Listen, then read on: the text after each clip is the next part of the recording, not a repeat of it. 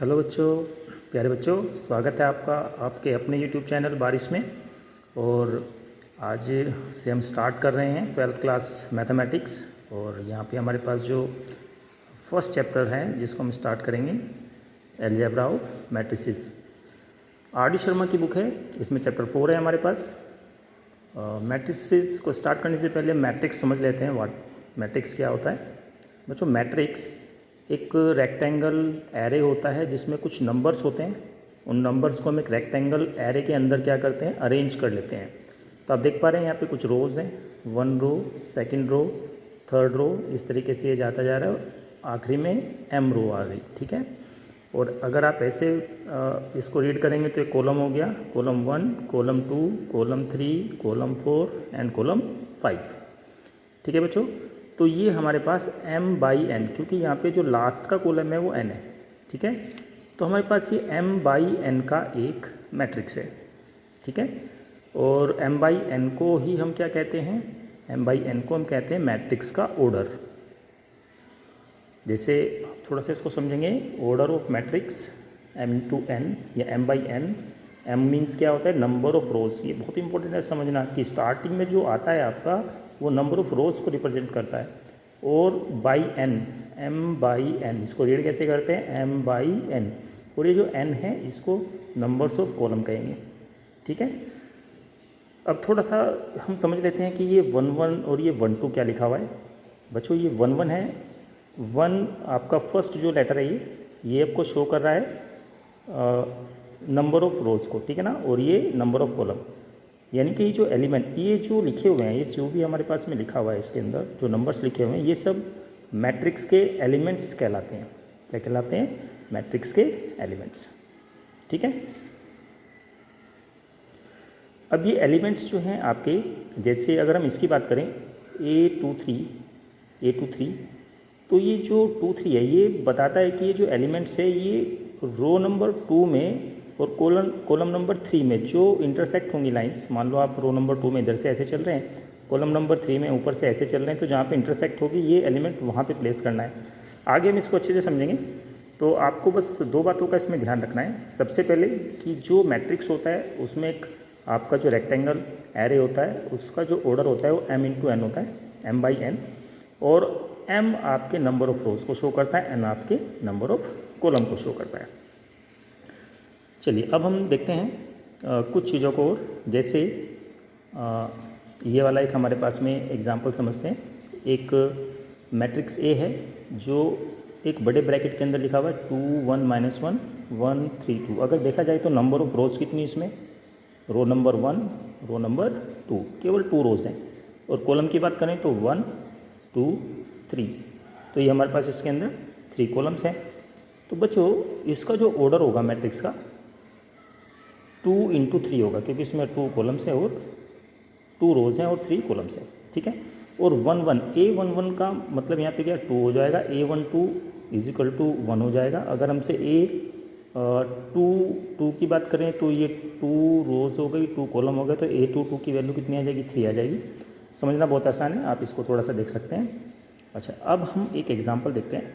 ये एग्जाम्पल कैसे, construct a 3 × 4 matrix, यानी कि जो मैट्रिक्स का ऑर्डर है वो 3/4 है। ठीक है ना।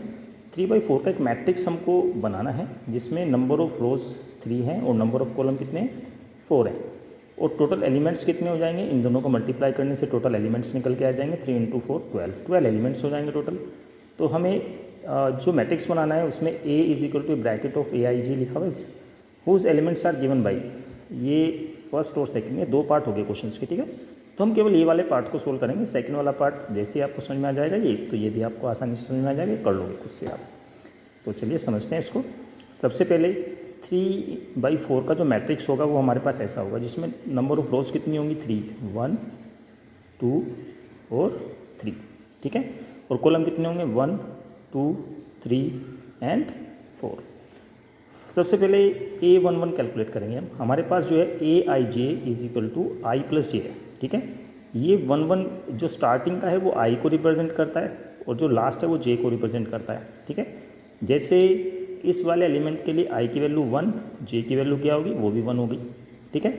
अगर हम इस एलिमेंट की बात करें तो आई की वैल्यू 1 है और जे की वैल्यू यहाँ पे 2 है, तो यहाँ पे भरते जाएंगे और इनकी वैल्यू निकलती जाएगी। अगर हमसे ये पूछा जाए A24J लिखा है, तो ये आई की वैल्यू कितनी होगी यहाँ पे 2 और जे की वैल्यू कितनी हो जाएगी 4, और आई और जे की वैल्यू यहाँ पे रखने से हमें A24 की वैल्यू निकल के आ जाएगी। चलिए जैसे यहाँ पे देखो अभी ये हमारा 3/4 का मैट्रिक्स होगा, जहाँ पर हमें AIJ = I+J ऑलरेडी गिवन है, ठीक है ना। ये हमसे पूछा गया इस तरीके से मैट्रिक्स को बनाने के लिए। तो A11 कितना हो जाएगा, आई की वैल्यू 1, जे की वैल्यू भी 1, तो A11 की वैल्यू कितनी हो जाएगी 2। सिमिलरली A12 की वैल्यू कैसे आ जाएगी 1 + 2, क्योंकि आई की वैल्यू यहाँ पे 1 है और जे की वैल्यू यहाँ पे 2 है, इसमें फिल किया तो 3 आ गया। सिमिलरली इसी तरीके से हम सारी वैल्यूज़ को फाइंड आउट कर लेंगे और वापस से इस मैट्रिक्स ए के अंदर फिल कर देंगे, तो हमारे पास रिजल्ट आएगा ये। बहुत आसान है। तो मैट्रिक्स ए कितना आ जाएगा, ए आप लिखेंगे 2 3 4 5, 2 3 4 5, फिर 3 4 5 6 और फिर 4 5 6 7, और ये मैट्रिक्स का ऑर्डर क्या होगा 3/4, क्योंकि इसमें नंबर ऑफ रोज कितनी है 3 और कॉलम कितने हैं 1 2 3 4। उम्मीद आपको समझ में आया होगा। सिमिलर वे में आप इस सेकंड पार्ट को भी प्रैक्टिस करेंगे। चलिए आगे बढ़ते हैं। टाइप्स ऑफ मैट्रिसेस की जब बात करते हैं तो रो मैट्रिक्स सबसे पहले आएगा।